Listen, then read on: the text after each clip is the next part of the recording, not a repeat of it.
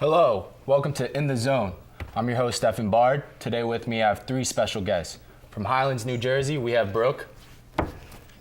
From Tinton Falls, New Jersey, we have Bob. And coming live from Queens, New York, we have my man, Alec. Here on In the Zone, we talk sports, and more sports. So let's get started. All right, so as you guys know, last week was the NFL draft. All right, so let's just start with that. Who do you think is going to be the fastest contributor for their team? Let's start with you, Brooke. I think Corey Coleman for the Browns. Okay. He's just, he's so agile and he's almost like twitchy. He changes direction so fast. The other guys just go careening off. They can't like compensate for how quickly he changes direction. Yeah, I do think he's an awesome wide receiver out of Baylor too. I agree, yeah. Yeah. Bob, who do you think? Who do you I got? have Ezekiel Elliott at Ohio State, the running Great back. pick. And the reason why, I have two reasons why. Dallas's O-line is very, special. You see what Darren McFadden did last year, Yeah. 1,000 yards. And the year before that, DeMarco Murray had around 1,800 yards. So, and he's a complete back. He can do all three downs. So I think he's going to, right off the gate, he's going to. You think he has a good chance to rush for over 1,000 his rookie year? Behind that O-line, easily. Okay. And then, like I said, live from Queens, New York, Al, who do you have as your fastest contributor? I'd have to agree with Bob on this one. Ezekiel Elliott, I mean, you can't beat that offensive line. Invested about 3 first-rounders. So they're building. And when you look at Ezekiel Elliott, you look at the size, 5'11", 225. That's prototypical running back size. And like Bob said, he can play on all 3 downs. A willing pass protector, above average in mostly everything he does, catching the ball out of the backfield, running. And I think he will be an Offensive Rookie of the Year candidate this season. Was it a surprise that the Cowboys took him first round? I know it was up between him or Jalen Ramsey, but, I mean, most people said they should have took a corner because the defense is in trouble. Were you guys surprised by that pick? I mean, I was at first, but then I realized who runs that organization, Jerry Jones. He of likes course. the flashy players, so once they made the pick, I wasn't surprised at all. Okay. Jerry Jones loves making a splash. This is a typical Jerry Jones move. It was either a guy who could help build a defense or solidifying that offense. I mean, when you look at it piece by piece, they really don't have any holes going from receiver to running back, offensive line, quarterback. Barring any injuries, this offense is pretty set. And when you control the ball for 40 minutes, you really don't need that great of a defense out on the field. And I think that's the kind of mentality dynasty they're trying to build out there in Dallas. All right, so who do you think was the best overall pick? Best overall pick, in my opinion. So the best player coming out the draft. Let's say that. Laramie Tunsil. Offensive tackle out of Ole Miss. But the issue with him was, as we all know now, 10 minutes before the draft started, the video surfaced of him smoking out of a bong. So that kind of lowered his stock a little bit. But the Dolphins, he dropped to 13. The Dolphins got a franchise player in him. So to me, I was surprised he fell that far, but they got a great player in Laramie Tunsil. Great player, actually. I didn't think he would drop that far. And then what about you, Al? I'd have to say Jalen Ramsey fell all the way to 5. Before, if the two teams that didn't trade up to get a quarterback, you were talking about Laramie Tunsil and Jalen Ramsey being the 2 top players in this draft. And when you're sitting at 5 and you can pick up this kind of defensive back, I mean, it does a lot for that defense. He can play safety, he can play corner. Wherever you want him to go, he can play. He's 6'1". You put him on the outside, play real physical, press, man coverage, or zone coverage. I think this Jacksonville defense is going to be very good this upcoming year. Do you think the Seahawks are the reason why people are going out for these big corners? I mean, it's kind of a new thing, getting these big, tall corners, lengthy corners, Is that because of the Seahawks? When it comes down to it, it's about physical play. A lot of these rule changes have been made to enhance the offensive part of the game. So when you look at it, a defensive back can only press within 5 yards. And if you want to throw him off the timing with the quarterback, you got to press and play either man or zone. And I think that's what Seattle did. They played bully ball, and teams are learning from that. Yeah, I absolutely agree. All right, so now we're talking about the best. Let's move on from the best to the worst. Who do you think is going to be the bust of the draft? There's always one bust in the first round, has all this hype. Everyone thinks he's going to be a franchise player, all this talk around him, but never really comes through. Who do you think that player is going to be? Eli Apple. Eli Apple. I mean, I didn't really understand the choice.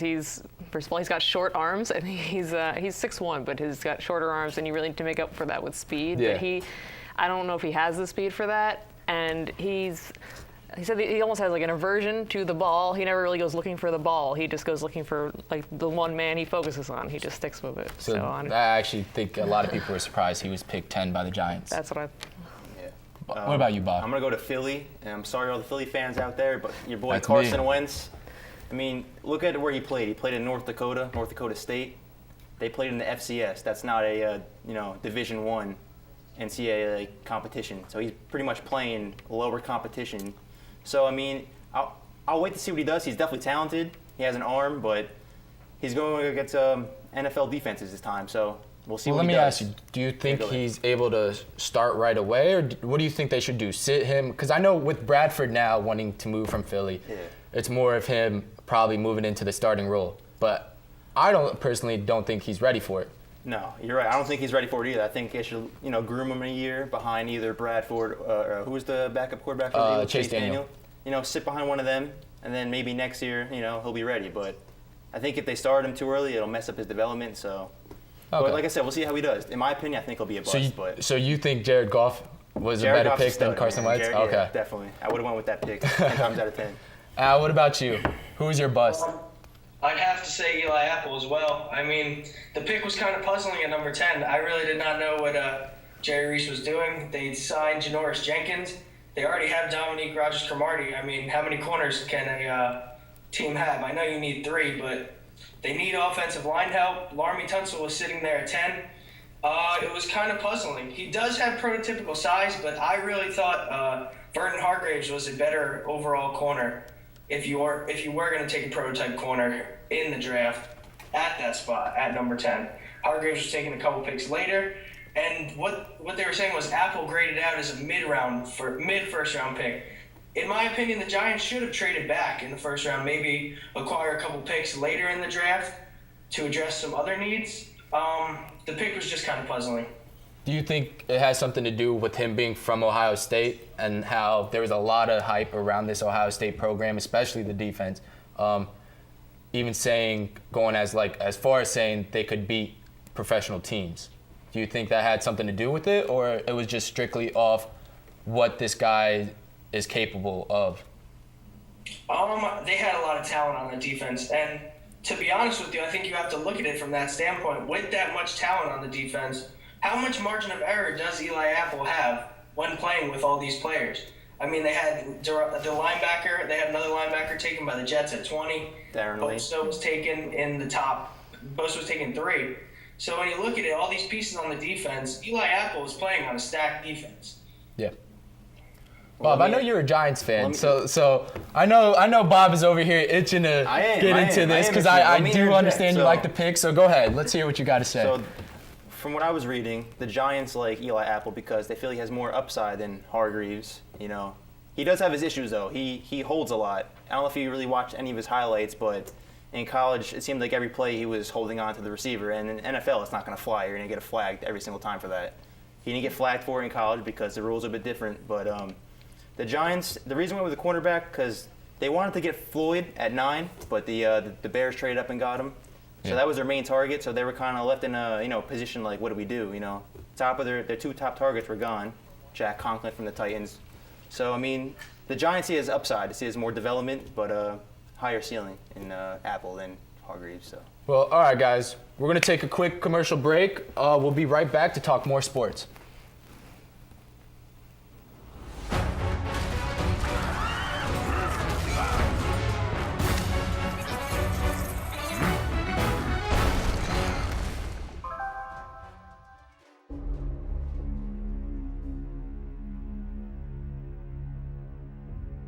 I don't know you, big buffet boy 85. But if you think you can humiliate me and take my gold, think again. Oh, I'm coming for you with lots of barbarians and dragons. I can't wait to destroy your village while you beg for mercy. But you will get no mercy. I will have my revenge. Liam? I was going for Liam? Over here.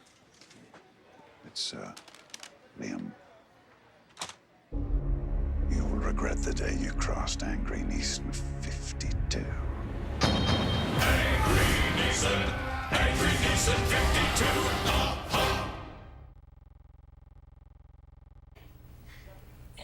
Welcome back to In the Zone.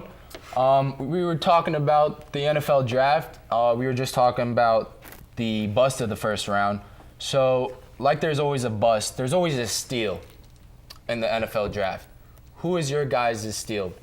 We'll start with Brooke. I got to go back to Laramie Tunsil. I mean, he was number one to get picked, and he ended up 13 just because that video went viral 10 minutes before the draft. And the video is at least 2 years old. I think it's at least 2 years old. It was not happening. He did not post that right 10 minutes before the draft that he was hacked. And honestly, if it was that old, I don't really think it should affect the way that he plays now. I mean, I don't know how his personal life is currently, but I honestly don't think that should have put him down to 13. I think it's not going to help the Dolphins that much because it's, no offense, but it's the Dolphins. But this is the first time anything's happened like that in the draft, where like a video 10 minutes before the draft. You know, that's never happened. So it's not the first time it's ruined. I guess somebody, teams were like scared a lot of teams off. Scared a lot of teams. I guess social media. It was only a couple weeks ago he was projected to be the number one overall pick before the Rams traded up. So I mean, it was quite a fall, but it was a big fall. I think. They said it estimatedly would have cost him about $11 million or something around there because he fell that far. Yeah, that's a lot of money. Who's your steal? I was going to go with Sterling Shepard, the receiver out of the Giants, but I'm going to go with Miles Jack actually for the Jaguars. Wow. Because the knee injury obviously dropped him to the second round, but that defense is going to be so good this year. They have Dante Fowler from last year who tore his ACL in minicamp. So then they drafted Jalen Ramsey in the first round of this year, and then they also got Miles Jack. So I mean, he's a playmaking linebacker. He's everything you want in a linebacker. So I mean, if his knee holds up, which I believe it will, I mean, he's gonna be a stud. Well, let me ask you something. Do you think is it a bigger surprise that Carl Joseph went in the first round, who tore his ACL or meniscus, other than Miles Jack, who tore his? And went in the second round? Was that a surprise? It was a little bit of a surprise, but I knew teams were kind of shying away from Miles Jack because of the knee injury. Yeah. But a day before or a day after the draft, he posted a video of him dunking a basketball to show teams that his knee was all right. So, I mean, but it was a little surprising that Carl Joseph went that high to the Raiders. But yeah, I did not expect that. I thought Carl Joseph was going to drop to the second, honestly. So, I mean. Who's your steal, man? I'd have to say Laramie Tunsil as well. When you talk about a guy who was arguably the first pick in the draft, falling all the way to 13, it's the Dolphins made off as bandits in this draft. His agent, Jimmy Sexton, is also the agent of the Dolphins coach, Adam Gase, and Ndamukong Suh. He is all of their agents. So when you look at it in perspective, I think Miami did its due diligence with a guy like Laramie Tunsil because of his agent. They knew the guy they were getting. They knew that this video was old and it really had nothing to do with his character at the time. He never failed a drug test at Ole Miss all 4 years. You could look at his transcripts. Every drug test he's taken, not one failed test for marijuana. So I don't think this guy has a problem. And I don't have a problem with this pick. If you do your due diligence and you do take the time to research what kind of guy this is. Does he love football or does he love what football gives him? And I think he loves the game. Well, let me ask you something, because you follow the Dolphins very, very closely. Mm-hmm. Were you happy with that pick, or would you rather them take somebody else, like an offensive player? Your running back just left. So what would you have done?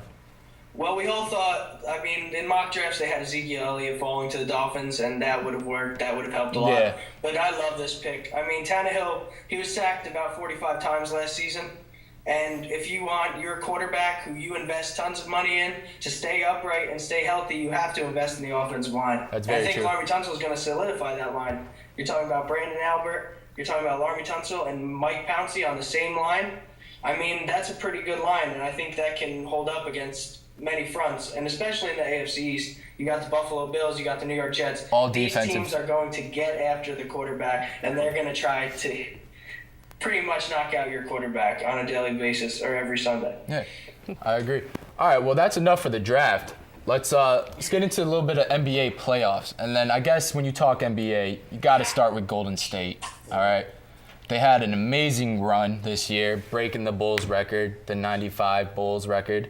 But they ran into some trouble lately, which literally they haven't had any trouble all year or the past 2 years. They've all been healthy, but Stephen Curry was injured, got injured in the first round, hasn't came back yet. How do you think this is going to affect Golden State's run? I mean, I don't really think it's going to affect it that much because they are a very deep team. You see Klay Thompson's been stepping up yesterday, Draymond Green. So, I mean, if they face the Spurs next round in the finals, because I know that the series is still tied between the Thunder and the Spurs, so we don't know who's going to win that series yet. But if they end up playing the Spurs and they don't have Stephen Curry, they might lose because it's the Spurs. Spurs are very deep as well, very well coached, Greg Popovich. So right now, I think they're okay. Curry's coming back, I think, this week. That's what they say. Yeah. That's what they say, but it's very. Time will tell. But I think right now they'll be fine. But if they play the Spurs in the next round, might run into some trouble. What about you, Al? I really don't think the injury is that substantial. You're talking about a team that has two other bona fide superstars in Draymond Green and Klay Thompson. Draymond Green, defensive superstar, the anchor, the heart and soul of that team. And then you have Klay Thompson, who can score. He can score upwards of 40 points in a quarter. He's done it before. I mean, the guy can light it up from three-point range. And they got a deep team, as Bob said. You're talking about Andre Iguodala, Harrison Barnes, Andrew Bogut, Festus Ezeli. It's a pretty deep team. And, they still average 107 points over 100 possessions in a game without Stephen Curry. So let that sink in a little bit when you're talking about how you're missing your best player and you're still able to average 107 points over 100 possessions. The numbers are pretty crazy. So I guess the question is Golden State still the favorites to come out the West? Are they still the favorites to go to the championship? Are they the favorites to win the championship? If healthy, like if Curry's back, I think they're still the favorites. I don't see how they aren't. They're 73-9. I mean, no other team has done that. Yeah, but it's win or bust. It's win or bust, but it is win or bust. They've been in this position. Absolutely. They've been in this position before. They did it last year. Their first time making to the finals with that group together, and they won. Beat the Cavs. Albeit the Cavs were hurt. We'll say that Kevin Love was out. Kyrie Irving, got hurt the first game of the finals. So, I mean, I think they'll make the finals again if Curry's healthy. Everyone's good. Who do you think they're going to face in the, let's say, Western Conference Final? Because I think that itself, the Western Conference Final, if it's Golden State and then either the Spurs or OKC, that itself could be a final. It could be. Yeah. That's I think the three best teams in the league, excluding the Cavs, in the league. So I mean, are we still going with Golden State here? Yeah. Golden State. I think the Warriors, if they play the Spurs, I think they will advance. But I'd give OKC a fighter's chance if they do make it to the conference semifinals. I mean, this is the last year. This could be the last year they can make a run at this. So I think KD and Russ know that. So if they're going to make a run to the finals any year, it's got to be this year. Well, piggybacking off the KD and Russ future, I guess you could say, KD becomes a free agent for the first time this offseason. There's a lot of rumors of him leaving. Personally, I do think he will leave if OKC does not win the championship this year. I don't know where he's going to go. I'm saying I think maybe LA, or maybe he'll go back to Washington, go home. Him and John Wall could be a nice thing. But I know he loves playing with Russ Westbrook. He does. So, I mean, what's your guys' take on that? I don't think he would leave for LA because he wants to win a championship now. Why would he go to LA when you have to develop the young players? You're talking about the Lakers. It's Jordan Clarkson. You got D'Angelo Russell, Julius Randle. It's going to take a couple of years to develop. Yeah. But he loves playing with Westbrook. That's not that's. It's the dynamic duo. It's a dynamic duo. I mean, yeah. So. 2 stars. Actually, we're going to cut to a quick commercial break. Again, we'll be right back to talk more sports. This is In the Zone. Rated T for Teen.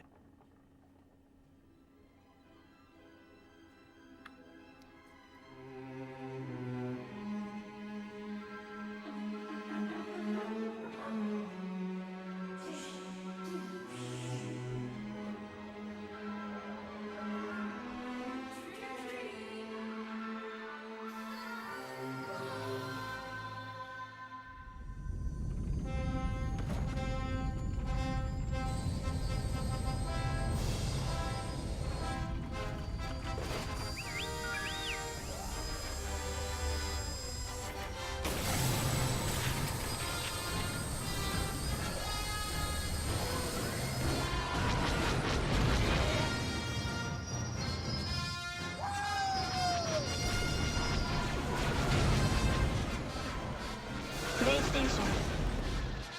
Pre-order today. We're coming back. Welcome back to In the Zone. We were just talking about the KD Westbrook duo. Is it going to end this year if they don't win a championship? Is KD going to leave? Now, let's just go back to that. I think, Bob, you said what you wanted to say? Or? Yeah. No, I just wanted to add a couple more things to it. If you ask me right now, is he going to leave? If they lose the series, I'd say 60% chance he leaves. Okay. And the place that I think he would go, it's a dark horse candidate, I think Miami. Wow. Miami. Because why would you sign somewhere in the West when, the Warriors, they're the new dynasty. So why would you want to stay in the West? They're not going to be on the downfall for a while. They're going to be on the rise. They're going to be the champions for a while. So Miami's a good place. You got Wade. He's getting older, but I think, with Pat Riley, that brain trust over there, I think he would be a good fit over there. So just watch out for that in the offseason. Let me ask you something. I know it's not a long shot because they could do it. They could do it, yeah. But will Golden State go after KD? I've heard. Because they have the salary cap to do it. But here's the thing, though. If they do have the space to do it, but they can't bring back Harrison Barnes, and he's, a kind of a big contributor. A big piece, yes. But I would trade Harrison Barnes for Kevin Durant any day, you know what I mean? To sign, So, Al, let's get your opinion. Do you think KD's leaving? If they do lose this year and do not win a championship, I believe KD is gone. And I think if I'm the Los Angeles Lakers, I'm signing a full max contract, putting it right on KD's lap, and making him the next superstar in LA. And building that team. You're talking about Luke Walton coming in and being the new head coach of that team. Leading that team. We got young players on that team. Bob said it before, D'Angelo Russell, Jordan Clarkson, Julius Randle. I mean, Julius Randle and Clarkson both are coming into, their third year now? Third year, yep. Third year now, so you're talking about 3 years 2 years really for Randle after injuring himself the first season. Yeah, but broke his it's leg. time for them to start stepping up. You look at what Golden State did. The guys they drafted took them 3 years for the most part, to develop and turn into the dynasty that you see now. You got three pieces in LA. I think LA is going to go out and try to sign both KD and blanket on the name, Toronto, DeMar DeRozan. DeMar DeRozan. Okay. You just made my point very well, though. Why would Kevin Durant want to sign somewhere where it's going to take years to develop? I mean, no, I'm saying if it's the time. I'm saying now that they've been in the league 2 to 3 years. It's time for them to take that next step as a team. They're not ready. They're not Bob, ready. obviously you don't agree with this. No, they're not See, ready. I would say, what about D'Angelo? They just took D'Angelo Russell as a number 2 pick. They did, but his to go teammates, get DeMar DeRozan, another point guard. What are you saying? Who's very young? What are you saying? Shooting guard. Okay. Guard, but still. I mean, what are you saying? He shoots a lot. You know what I mean? What are you saying to Clarkson? That's a young team. Yeah, it is a young team. You got to be very careful with young players. That's the point I'm trying to make, though. Kevin Durant's not going to want to sign there. He might as well just stay in OKC then. He has a better chance of winning in OKC than the Lakers. What other teams have the kind of pieces the Lakers do when you talk about upcoming talent? Celtics. Okay, we're talking. Okay, Celtics. I'll give you that. But the Heat. I mean, all they really have is Whiteside for a young talent perspective. You're talking about Luol Deng, Dwayne Wade. Realistically, how many more years? But if he wants to win a championship within the next 2 years, that's probably the best place he can go, because Wade's not going to retire within the next 2 years. He's still balling. You saw what we did against Charlotte the other day, right? Yep. So what's better, one championship in a 2-year time frame, or 4 in an 8-year time frame? That's true, but I just don't see that with the Lakers in the next 3-4 years. I don't see it. But if they get DeMar DeRozan and KD on the same team with those, who's gonna shoot the ball? They all shoot the ball so much. DeRozan shot like 30 shots the other night. Doesn't shoot that much. He's a point guard. He only shot that much because he was a young player on a bad team. And you gotta look at it. It's like the Michael Carter Williams effect. When he won the Rookie of the Year his first year, he was on a terrible Sixers team. Developed poor habits, took bad shots. He still averaged about 15, 16 points a game, 10 assists. But when you're on a team that's not good, constantly losing, you develop bad habits, I think. And I think Luke Walton's going to come in and fix that really fast. Well, let's not forget the Lakers are going to get a lottery pick, most likely. That also. So, I mean, I know they're favored to get Ben Simmons right now. The Celtics, too. Yeah, but the Celtics have a lot of draft picks. The Celtics. Yeah, the Nets gave up a lot of picks. Billy King just handed all his picks to the Celtics for 2 aging stars. I'm a Nets fan, so obviously it was it's hard to swallow that pill because Ben Simmons is a stud. He's going to be amazing. All right, so enough of the West. Let's. I know the East. It's very easy to talk about when it comes to East basketball. So I'm gonna ask the question, but I already think I know the answer for everybody. Who's coming out of the East? Who's that guy on the Cavs again? 23. What's his name? LeBron, right? Yeah. I think something James. like that. LeBron, the little French fellow, the little French James. fellow. I mean, the Cavs, they're healthy. You know, right now they are. Yeah. You know, knock on wood, but they're the favorites to go back to the finals. They want redemption. They're hungry. When it's playoff mode, LeBron gets his team right. Yeah. So in the that's very playoffs so true. far, they're undefeated in the playoffs. You saw what they did to the Pistons. The Pistons were talking a lot of smack, and they handled them, swept them 4 games. So Cavs, the finals. I think. Does everybody agree on the Cavs? Cavs. All right. Absolutely. So- it's a one-man race out there in the Eastern Conference, Well, if you ask me.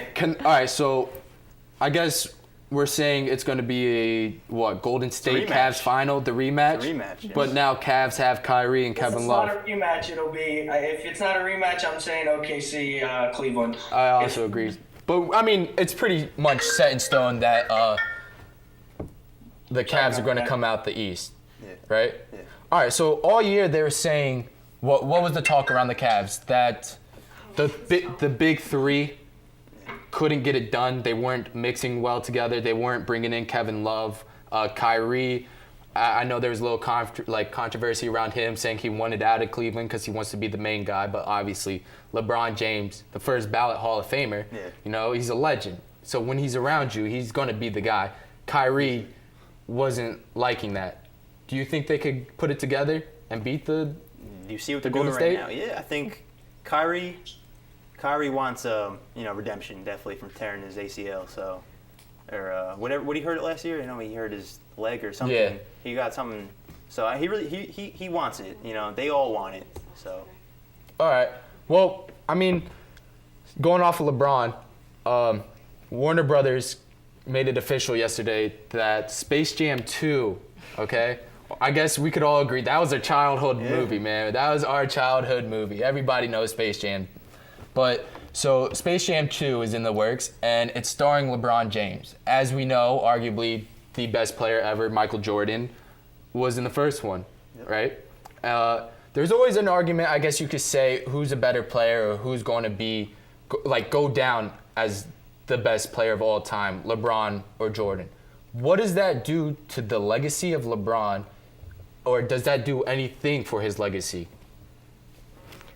Well, Yeah, I think this movie is pretty ridiculous if you ask me.